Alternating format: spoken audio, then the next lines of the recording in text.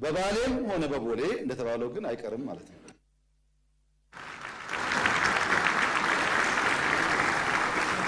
ኢትዮጵያን ማንም አቁማት አያውቅም፣ ማንንም አያቁማት። ይሄም ማይሆን ዝም ብሎ ባዶ ፍላጎት ነው። ሮንግ ኢንቨስትመንት ነው። በነገራችን ላይ ኢትዮጵያን መጉዳት የሚሹ ሀገራት ቢያንስ ኢትዮጵያን ጎድቶ ትርፋማ መሆን አሸናፊ መሆን አይቻልም። ይሄ ሀገር የአብዲሳ አጋ ሀገር ነው። አብዲሳ አጋ በሰው ምድር ታስሮ ሳለ የሀገሩ ወረራ ከሀገሩ አርበኞች ጋር መታገል ሲያቅተው እዛው ሀገራቸው ውስጥ ሆኖ ሰላም እንደነሳቸው ኢትዮጵያውያን ስንነካ ስንጠቃ በምድራችን ብቻ ሳይሆን በእኛ በሚባለው ምድር ችግር ፈጣሪዎች መሆናችን አይቀሬ ነው። ያ እንዳይሆን የኔ ምክር ተስማምቶ ተግባብቶ በህግ አግባብ መፍታት ይቻላል። ህዳሴም ምንም ችግር እንደምታዩት ውሃ እየፈሰነ ወደ ሱዳን ይቀጥላል። እኛ ወደ ሱዳን የሚሄደውን ውሃ የማቆም ፍላጎትም የለንም፣ አናረግም፣ አንፈልግም። ሱዳን ወንድሞቻችን ይገባቸዋል፣ የሚገባቸውን ሼር ይውሰዱ። ሌሎችም እንደዚሁ ለኛ የሚገባንን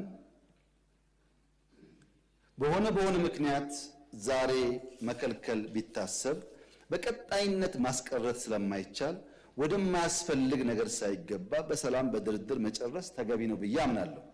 ዓለም እንዴት ያምናል?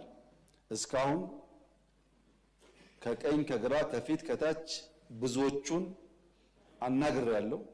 በአንዳፍ ይገባቸዋል፣ ተገቢ ጥያቄ ነው። ነገር ግን በጦርነት መሆን የለበትም።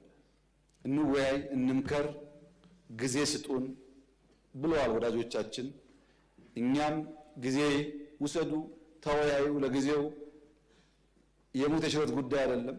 ጥያቄው አግባብ ነው። እንታገሳለን። ለመወያየት ክፍት ነን፣ ለመስጠት ክፍት ነን ብለን ጠይቀናል። ባይሆንስ እንግዲህ ባይሆን ልጆቻችን መጠየቅ ነው መልሱን። ልክ ቅድም ሰው ተወልዶ አድጎ አርጅቶ ሞቶ እንዳልኳችሁ ነው። አይሆንም። ኢትዮጵያ ያሰበችውን ብልጽግና ማረጋገጥ አትችልም። 130 ሚሊዮን ህዝብ የሁሉ ጎረቤት ዕዳ ነው የሚሆነው ራሱ መለወጥ ካልቻለ። ሀብታም ከሆነስ መሸከም ይችላል። ለዛ በትብብር መስራት የሚያስፈልግ ይመስለኛል። በዲፕሎማሲ ረገድ በጣም መልካም ጅማሮች አሉ። በሎ ኢንፎርስመንት ቁመና ግንባታ በጣም መልካም ጅማሮች አሉ። በናሽናል ኢንትረስት መግባባት ላይ መልካም ቁመናዎች አሉ። እነዚህ ጉዳዮች በጊዜው ፍሬ ያፈራሉ የሚል እምነት አለኝ። ለዚያ በትዕግስት በጥበብ በማስተዋል ኪሳራ ግድያ በቀነሰ ባላስከተለ መንገድ በሰላማዊ መንገድ ለመፍታት ይሞከራል። በባሌም ሆነ በቦሌ እንደተባለው ግን አይቀርም ማለት ነው።